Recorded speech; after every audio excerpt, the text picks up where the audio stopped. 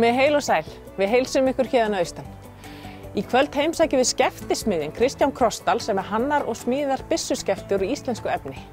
Ég hef gríðarlega ástríðu fyrir þessu verkefni eins og ég hef alltaf sagt að það er sama hvort ég fái fjármagn eða hversu mikið. Ég mun alltaf gera þetta tekur bara lengri tíma. Við kynnum okkur starfsemi Slökkviliðs Fjarðabyggðar sem eina atvinnuslökkviliðið á Austurlandi. Við erum náttúrulega mjög heppin með það að allt okkar lið eru mjög góðir einstaklingar og skiptir þetta samfélag miklu máli að hafa góða slökkviliðsmenn og góða sjúkraflutningamenn. En við hefjum leikinn hér á Egilsstöðum á 50 ára afmælishátíð Leikfélags Fljótsdalshéraðs.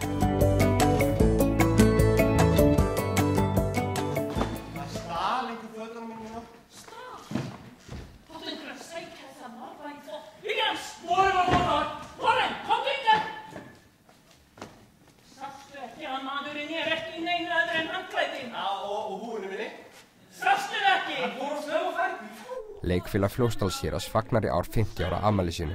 Á afmælishátíð þess fyrir skemmstu var Kristrún Jónsdóttir, betur þekkt sem Dúrra, heiðruð fyrir framlag sitt.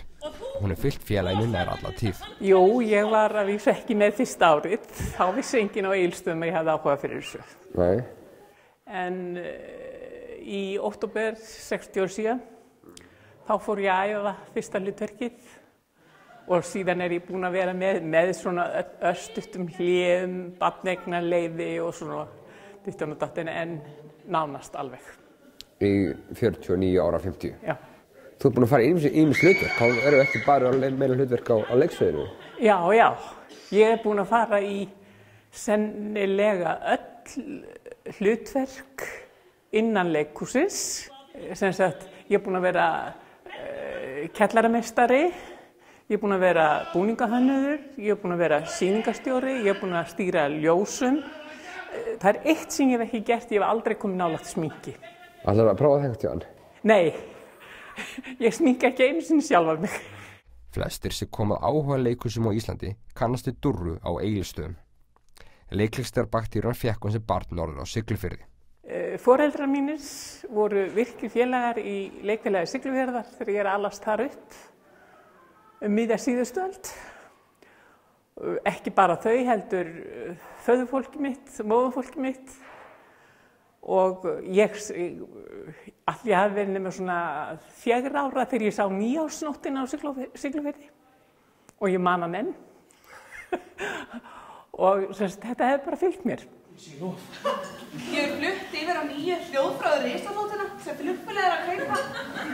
Ég get verið miklu oftar heima. Það setur allt úr skorðum. Ertu ekki glaður? Hæ? Jú, auðvitað. En hvenær kemur þessi nýja ljósbláa þota? Í tilefni af afmælinu var sett upp sýning með minjum og sögu félagsins í Sláturhúsinu. Við fengum Dúrru sem vitaskuld var eina af þeim sem vann að sýningunni til að rifja upp nokkrar minningar með okkur. Hér eru myndir í raun og veru fyrir tíð leikfélagsins því að þegar Valaskjál var vígt vorið 66, þá var hópur sem sett upp Skuggasvein. Og hérna höfum við svundun hennar Grasagötu úr þeirri sýningu. Og hún búin að leika í mörgum sýningum síðan. Já, hún búin að gegna nokkur hlutverk? Já. Hvað fleira hefur svundað Grasagötu? Já, það eitt og annað, hún var í sýningunni Völin, Kvölin og Mölin, man ég eftir, og eins og ég segi svona sitt lítið að hverju. Þótt Dúrra hafi gegnt ýmsum hlutverkum innan leikfélagsins hún hvað þekktustur í búningahönnun sína. Á sýningunum gefur lítið það sem hún kallar búninga biblíurnar. Það er aldrei til sniða því sem maður vantar, heldur maður hefur myndir og til dæmis svona í íslenskum verkum svona, þá fór ég bara á skjalasafnið og skoðaði ljósmyndir. En svo eignaðist ég svona fínar bækur og hérna fann ég jakka sem mér fannst hæfa Captain Jones. Ég hef vísu verið að játa það að ég saumaði hann ekki sjálf því þarna var ég aðstoðarleikstjóri líka þannig.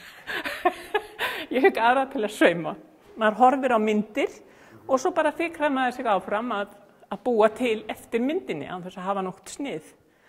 Það er hérna kjóll sem var saumaður, sem ég saumaði sjálf fyrir Túskildingsóperuna á Polly Picture. og hann hérna inni líka og hann bara búinn til heima á stofugólfi.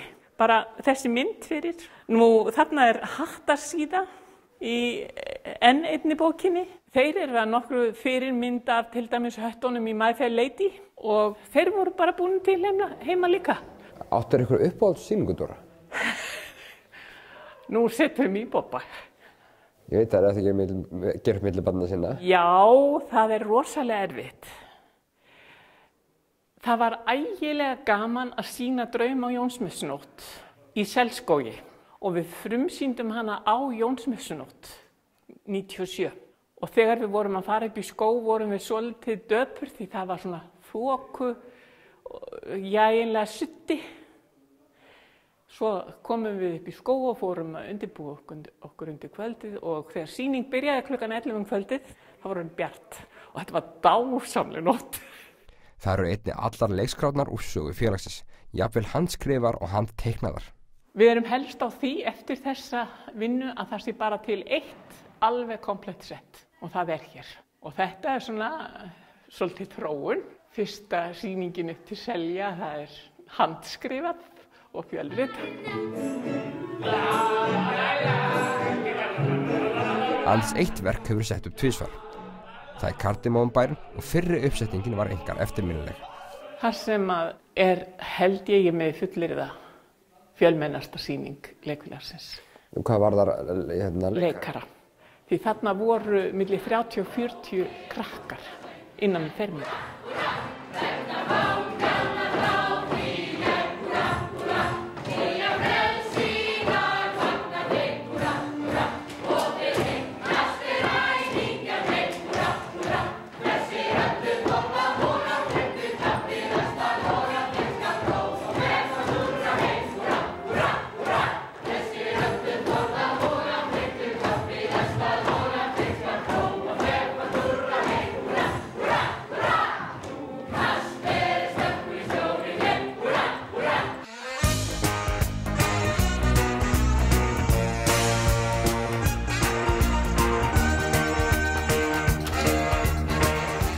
Í Fjarðabyggð er starfandi atvinnuslökkvilið sem er það eina í fjórðungnum og aðeins 1/4 á öllu landinu.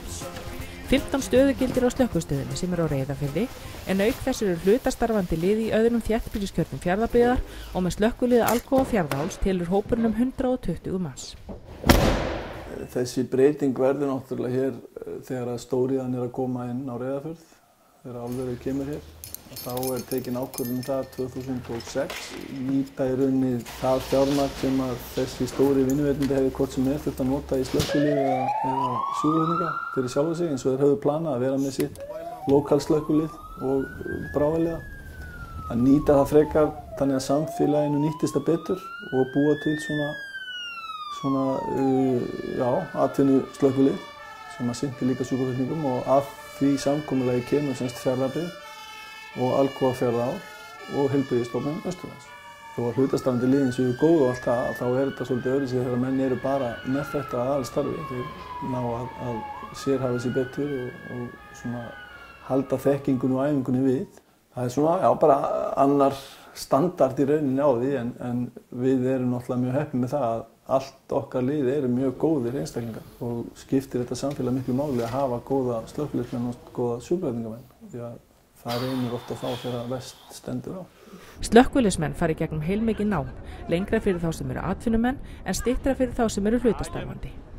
Bóklegi hlutin er kenndur í fjarnámi í samstarfi slökkvilið höfuðborgarsvæðisins en verklega námið fer fram heima í héraði og er til dæmis reykköfun, dælingar og klippuvinna. Sérstakt nám er fyrir sjúkraflutningamenn.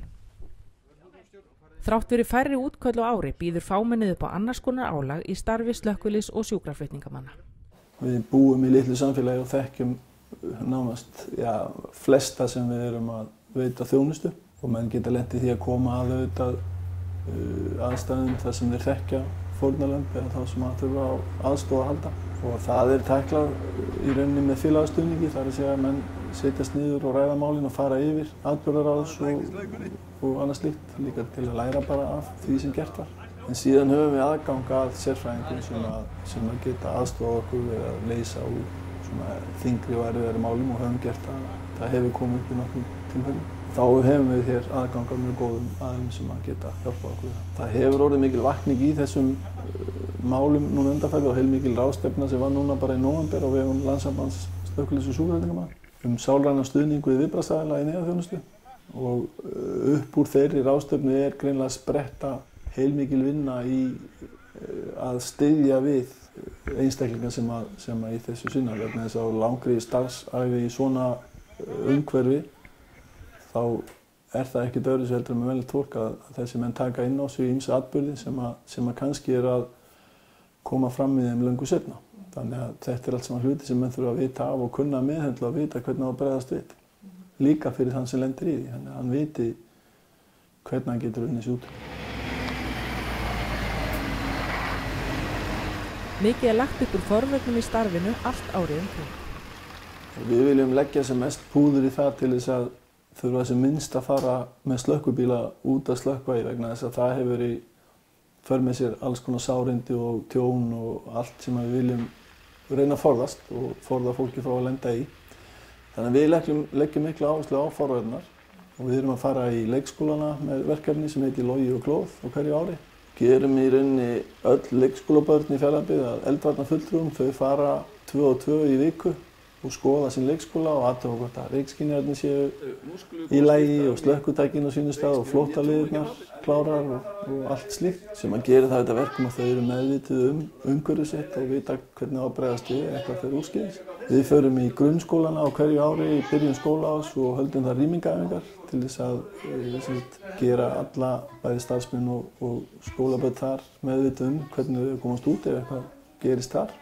Sem að veldur því að þau kunna það annar staðar líka, hvort sem þau eru heima hjá sér á hótelum eða í íþróttaferðum eitthvað, þá fara að horfa eftir útljósunum og neðar búnaðinum, þannig að þau séu meðvitið. Við heimsækjum 3. bekkin í eldvarnaátaki Landssambands slökkviliðs- og sjúkratryggingamanna í hverjum nóvember, eða í lok nóvembers, svona fyrir aðventuna helst. Þar erum við að fara yfir eldvarnir og dreifa miklum áróðri sem að þau fara með heim og dreifa til sína foreldra, þannig að við erum að ná til töluvert stórs hóps af íbúum. Í gegnum þessi börn, þau eru auðvitað móttækileg og þau eru alveg langbestu eldvarnafulltrúarnir sem við fáum. Það eru 8 ára börnin í 3. bekk sem ná að draga foreldrana með að gera hlutina heima fyrir klára og vera eldklár.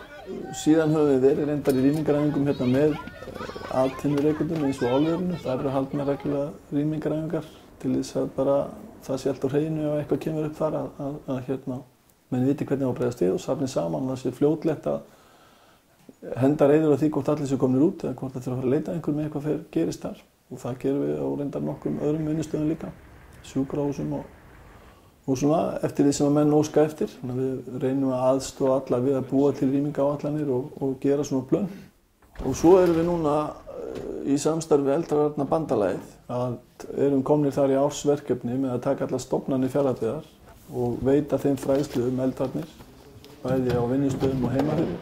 Og þar eru skipaðir 2 eldvarnafulltrúar í hverju stofnun sem hafa það hlutverk að fara mánaðarlega yfir allar eldvarnir í sinni stofnun og skila okkur inn skýrslu það, þannig að við sjáum að það er verið að gera eitthvað og verið að fylgjast með. Flóttaliðirnir séu klára til dæmis sem oft lendir oft drasl fyrir þær. Þannig að við erum búin að vera að halda svona fræðslu fyrir alla starfsmenn Fjarðabyggðar og við vorum að ljúka því bara núna daginn og núna er þetta verkefni að rúlla í 1 ár og þetta er gert til þess að efla vitund fólks eldvarnir. Komið veg fyrir kveikni, menn fari varlega með eld og annað slíkt og aðra þætti sem geta valdið tjóni. Og við erum 4. sveitarfélagið sem að gerum þetta, það eru bara Akranes og Hvammstangi og Akureyri og Fjarðabyggð sem hafa gert þetta ennþá og það geta fleiri sveitarfélag komist í þetta. Hollvinasamtök utan spítalaþjónustu í Fjarðabyggð voru stofnuð af starfsmönnum slökkviliðsins til þess að safna fyrir ýmsum búnaði sem að þeir telja að vanti í sjúkrabílina. Nýverið festu samtökin kaup á 2 Lucas hjartanóttækjum sem hvort sig kostaði 2,4 milljónir. Verkefni var styrkt af fyrirtækjum í Fjarðabyggð, auk þess sem að kvikmyndafyrirtæki Pegasus gaf 0,5 milljón króna. Og virkar þetta bara alveg eins og hjartanóð? Já, það gerir það. Og svo bara kveikjum maður á henni,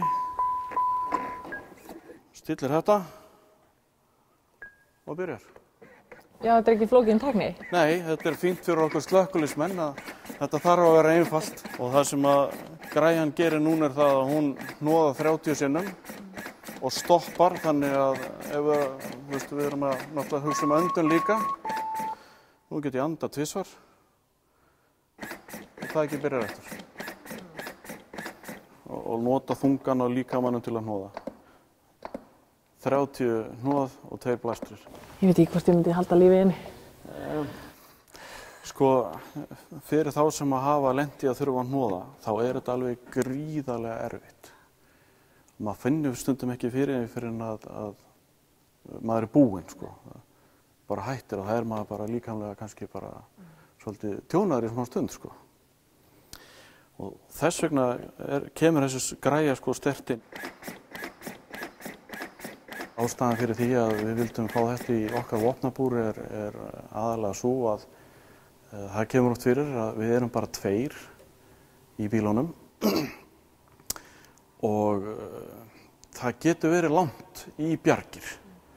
Það að segja að þangað til við fáum fleiri í endurlíkun og það munar alveg þessar 2 hendur sem fari að hnoða að þær geta verið að gera einhverja aðra hluti eins og til dæmis að setja upp æðileggi og draga upp lyf og aðra hluti sem það að gera í endurlíkun. Á aðvendinu og yfir jólaháttíðina eykst hætta á að kvikni í út frá skreytingum. En hvað það sem að hafa bara í huga á þessum tíma? Kannski þessi tími sem fyrir hönd sem einna hættulegastur heima fyrir og víðar enda, menn að nota kerti og skreytingar og jólaljós og allt þetta sem skemmtilegt. Að hafa það bara í huga að fara varlega með kertin, hafa þau á stöðum þar sem að þau get ekki valdið tjóni, passa sig á brennalegu efnunum í kringu það, skreytingum og húsbúnaði öðrum. Seríurnar að vera ekki með gamla rónindaseríur, heldur að skipta þeim þó út ef það ekki í lagi og passa sérstaklega upp á að setja ekki rangar perur í seríur, þannig að vera ekki ofitnun í pera getur kveikt í út frá sér ef hún kemst í rétt umhverfi. Það verði hitamyndun og svo náttúrulega þetta bara sígilda sem á ekkert endilega við jólin. Það hleðslutæki fyrir síma og fartölvur og annað slíkt sem að menn jafnvel með upp í rúmi út allt. Þetta kveikir í og þetta hitnar og nýjustu græðirnar hitna orðið ennþá meira heldur en það sem voru áður, þannig að þetta vaxandi hætta. Þetta kveikir auðveldlega í sengufötum og slíku.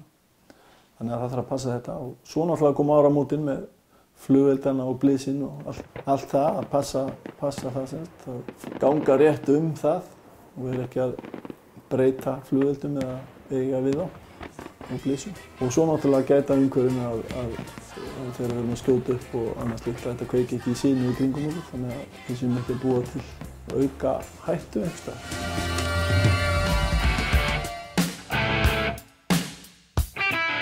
Ég er búinn að fá 20 manns eða eitthvað til að koma og prófa að grípa í þetta og svo hef ég pushað og eitthvað og svoleiðis að ég að reyna að gera þetta svoleiðis að það séu sem flestir ánægðir. Kristján Krossdal stofnaði fyrir ekki svo löngu fyrirtæki í kringum hönnun og smíði sína á byssuskeftum og kalla það Krossdal Gunstock. Hann sigraði ræsingu sem nýsköpunarverkefni Nýsköpunarmiðstöðvar og Fljótsdalshéraðs. En hvaðan kviknar þessi byssuáhugi? Hann kviknar hann kviknar ekkert. Hann hefur bara alltaf verið til staðar held ég. Ég man aldrei eftir öðru en að einhver væri með byssu í kringum mig, einhver veiðmaður. Þannig að þú hefur verið ungur byrjaður að skjóta? Já, maður fekk svona, ég man eftir því svona, maður fekk að taka í gikkin þegar maður var 5 ára. Það svona fyrstu hjá pabba gamla sko.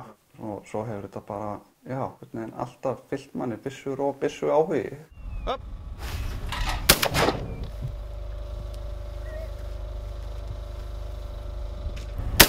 Þú hefur verið að keppa líka? Já, ég finnst það voðalega skemmtilegt. Það bara hluti að þessu áhugamáli. Ég náttúrulega keppti hérna á Skaustöluvert með rifflum og það haglabyssu áhugin þar að aukast. Svoleiðis að ég stóð fyrir 4 mótum núna síðasta sumar og tók þátt í þeim. En svo tók ég líka þátt í töluvertamótum bæði á Akureyri og í Reykjavík þegar ég bjóð þar. Hvaðan kemur hugmyndin að því að smíða skefti? Það verður svona meturinn 2011-12. Þá var ég eitthvað að vafra á YouTube og rakst á græju sem að kallar duplicator eða hermikráka. Ég hef alltaf haft voðalega gaman á því að gera eitthvað í höndunum. Með þessa hermikráku þetta græja sem að þú getur sett raunverulega hvaða hlut sem en í þessu tilfelli setur tilbúið byssuskefti og óunninn spýtukubba við hliðina á í græjuna. Og svo hérna fræsari og fylgipinni sem eltir þetta svoleiðis að þetta svona hermir eftir skefti og býr til annað eins. þar svona kveiknaði hugmyndin að akkur geri ég þetta ekki. Er þetta svipuð græja og sást á YouTube? Já, þetta er svona mjög svipað. Ég vil meina hún sé aðeins betri. Ég hugsaði þetta út frá fjöðrunarkerfi í bíl sem er svona kallað forlink, og á græjunni sem að ég sá að þar var aðeins eitt stífubúnt, svoleiðis að fræsipinnin hann fór í boga þegar maður færði hann upp eða niður. Hermikrákan sem hann smíðaði er ekki bara bundið við það að gera byssuskefti eða að vinna úr við. Kristján ætlar henni stærri hluti. Reyndar með hugmyndir að endurvinna plast og vonandi einhvern daginn að geta framleitt skefti úr plasti, því að það er náttúrulega gríðarlegt magn af plasti sem að fellur til allstaðar, og bara hjá bændum og rúlluplast og skyrtallar. Ég gerir sjálfur, ég er búin að gera tilraunir með skyrtalla, bræða skyrtalla og smíða úr þeim. Já. Og gekk það? Já, ég hef verið að búa til litla öxla sem er að renna svona heitt og þetta úr, en það er alveg gæti verið möguleika einhvern daginn að smíða skefti úr skyrtöllum. Hvenær kviknaði hugmyndin að fara með þetta lengra? Þegar ég flutti austur og þá fór ég skrifstofu aðstöðu niður á gamla kaupfélagskontor sem við köllum Hugvang í dag, og þar ræða menn allavega hugmyndur, og þar á meðal ræddi ég þessa hugmynd einn góðan viðudag, fór að segja samstarfsfélögum mínu frá þessu, og ég veit ekki af hverju. Þeir eru nú einn þeirra hefur til dæmis engan áhuga á byssum, en þeim fannst þetta eitthvað spennandi hugmynd og ákvað að þeir vildu leggja pening í verkefni, svoleiðis að þar svona byrjaði þetta að verða að einhverju meirum bara hugmynd í kollinum á mér. Eftir að hafa unnið nýsköpunarkeppnina þar sem skila þurfti inn fullbúinni viðskiptaáætlun, fekk Kristján 1 milljón í verðlaunafé. En hvað er þá næsta skref? Viðskiptaáætluninni er mjög víða minnst á CNC-fræsara sem er ekki til nú þegar, og það er fjárfesting sem að við þurfum að fara í til að geta fjölda framleitt skeftin okkar. Ég er nú þegar búinn að smíða hermikráku sjálfur sem að eins og ég sá þarna í YouTube-vídeóinu og hún virkar, en það er græja sem að hentar ekki til fjöldaframleiðslu á vöru. Hún skilar bara ekki nægum afköstum. Kristján hefur með hjálp styrkja og velunara náð að safna fyrir CNC-fræsara. En er það dýr fjárfesting? Fyrir svona lítið batteri sem er ekki farið að selja neitt og er raunverulega bara hugmynd og eitthvað sem er að vonast til að verða veruleika, þá er það já. En hverju sækist fólk eftir með sérsmíðuðum skeftum? Með því að kaupa svona sérsmíðuð skefti raunverulega, þó þau séu fjöldaframleitt, og þá eru menn að sækjast eftir ákveðnum eiginleikum sem að eru yfir höfuð ekki í þessum fjöldaframleittu verksmiðju skeftum. Gripið eru öðruvísi, þau eru jafnvel með stillanlega kinn og afturpúða, svoleiðis að þú getur lagað byssuna að þér miklu meira heldur en með þessum hefðbundnu skeftum. En notar Kristján sjálfur krossdalskefti? Já, ég er búinn að smíða eitt. Það reyndar verður nú ekki fjöldaframleitt. Það er bleikjan. Já, það er svona 22 kalibera keppnisriffil orðin í dag. Og virkar það? Hann gerði það nú reyndar ekki vel í síðasta móti, en hann er fallegur. En skiptir útlitið miklu máli þegar kemur að byssuskeftum? Það fer nú eiginlega alveg eftir því hver er.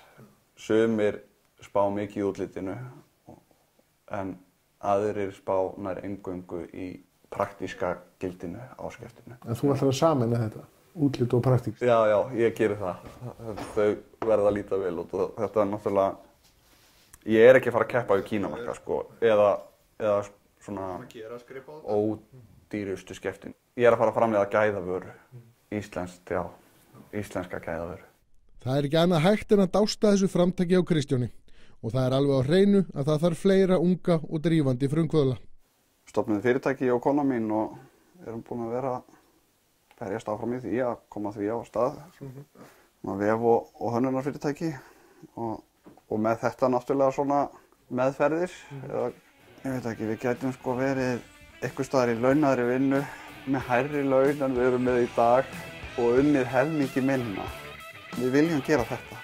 Ég er gríðarlega ástríður fyrir þessu verkefni, eins og ég hef alltaf sagt það er sama hvort ég fái fjármagn eða hversu mikið. Ég mun alltaf gera þetta tekur bara lengri tíma.